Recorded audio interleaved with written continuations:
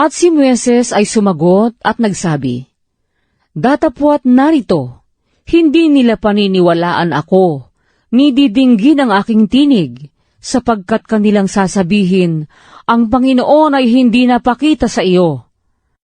At sinabi sa kanya ng Panginoon, "Ano iyang nasa iyong kamay?" At kanyang sinabi, "Isang tungkod." At kanyang sinabi, "Ihagis mo sa lupa." At kanyang inihagis sa lupa, at naging isang ahas. At si Moises ay tumakas sa harap ng ahas. At sinabi ng Panginoon kay Moises, "Iyunat mo ang iyong kamay, at sunggaban mo sa buntot." At kanyang iniyunat ang kanyang kamay, at kanyang hinawakan, at naging isang tungkod sa kanyang kamay. Upang sila'y maniwala na ang Diyos ng iyong mga magulang, ang Diyos ni Abraham, ang Diyos ni Isaac, at ang Diyos ni Jacob ay napakita sa iyo.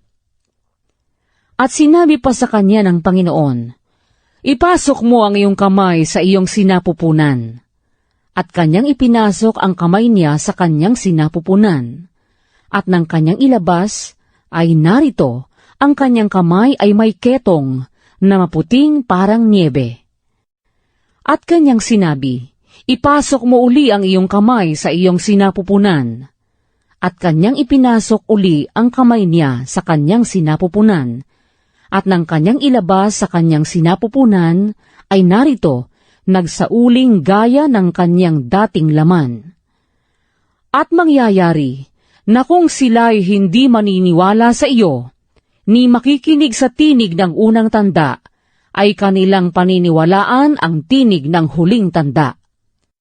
At mangyayari, na kung sila'y hindi maniniwala sa dalawang tandang ito, ni hindi makikinig sa iyong tinig, ay kukuha ka ng tubig sa ilog, at iyong ibubuhos sa tuyong lupa, at ang tubig na iyong kukunin sa ilog ay magiging dugo sa tuyong lupa. At sinabi ni Moises sa Panginoon, "O Panginoon, ako'y hindi marikit mangusap, kahit ng panahong nakaraan, kahit mula nang magsalita ka sa iyong lingkod, sapagkat ako'y kimi sa pangungusap at umid sa dila." At sinabi sa kanya ng Panginoon, "Sinong gumawa ng bibig ng tao? O sinong gumawa ng pipi? O bingi? O may paningin? O bulag sa tao? Hindi ba akong Panginoon? Ngayon nga'y yumaon ka, at ako'y sasa iyong bibig, at ituturo ko sa iyo kung ano ang iyong sasalitain." At kanyang sinabi, "O Panginoon, magsugo ka, isinasamo ko sa iyo, sa pamamagitan ng kamay niyaong iyong susuguin." At ang galit ng Panginoon ay nagningas laban kay Moises, at kanyang sinabi, "Wala ba si Aarong kapatid mo na Levita? Nalalaman kong siya'y makapagsasalitang mabuti, at saka narito, siya'y lumalabas upang salubungin ka, at pagkakita niya sa iyo ay matutuwa sa kanyang puso. At ikaw ay magsasalita sa kanya, at iyong isasabibig niya ang mga salita, at ako'y sasa iyong bibig, at sasa kanyang bibig, at aking ituturo sa inyo kung ano ang inyong gagawin. At siya ang makikipag-usap sa lagay mo sa bayan, at mangyayari na siya'y magiging sa iyo'y bibig, at ikaw ay magiging sa kanya'y parang Diyos. At tatangnan mo sa iyong kamay ang tungkod na ito, na iyong ipaggagawa ng mga tanda."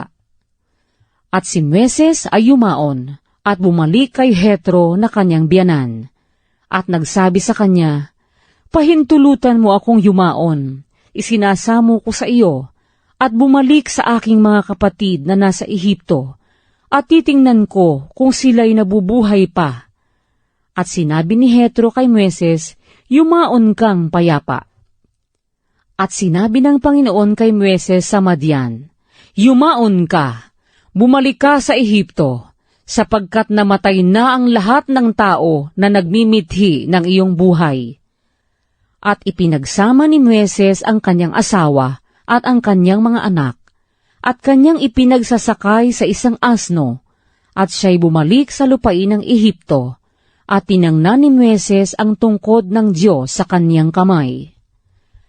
At sinabi ng Panginoon kay Moises, "Pagkabalik mo sa Ehipto, iyong gawin nga sa harap ni Paraon ang lahat ng kababalaghan na aking itiniwala sa iyong kamay. Datapwat aking papagmamatigasin ang kanyang puso, at hindi niya tutulutang yumaon ang bayan.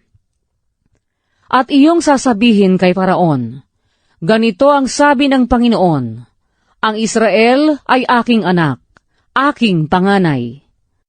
At aking sinabi sa iyo, pahintulutan mong ang aking anak ay yumaon, upang siya'y makapaglingkod sa akin, at ayaw mo siyang payaunin. Narito, aking papatayin ang iyong anak, ang iyong panganay." At nangyari sa daan, sa dakong panuluyanan, na sinalubong ng Panginoon siya at pinagsikapang patayin siya. Nang magagayoy sumunggab si Sephora ng isang batong matalim at pinutol ang balat ng masama ng kanyang anak at inihagi sa kanyang paanan at kanyang sinabi, "Tunay na ikaw sa akin ay isang asawang mabagsik." Sa gayoy kanyang binitawan siya. Nang magagayoy kanyang sinabi, "Isang asawa kang mabagsik dahil sa pagtutuli." At sinabi ng Panginoon kay Aaron, "Pumaroon ka sa ilang, nasalubungin mo si Moises." At siya'y pumaroon, at nasalubong niya sa bundok ng Diyos at kanyang hinagkan. At isinaysay ni Moises kay Aaron ang lahat ng salita ng Panginoon na ipinagbilin sa kanyang sabihin, at ang lahat ng tandang ipinagbilin sa kaniyang gawin. At si Moises at si Aaron ay naparoon, at tinipon ang lahat ng matanda sa mga anak ni Israel. At sinalita ni Aaron ang lahat ng salita na sinalita ng Panginoon kay Moises, at ginawa ang mga tanda sa paningin ng bayan. At ang bayan ay naniwala.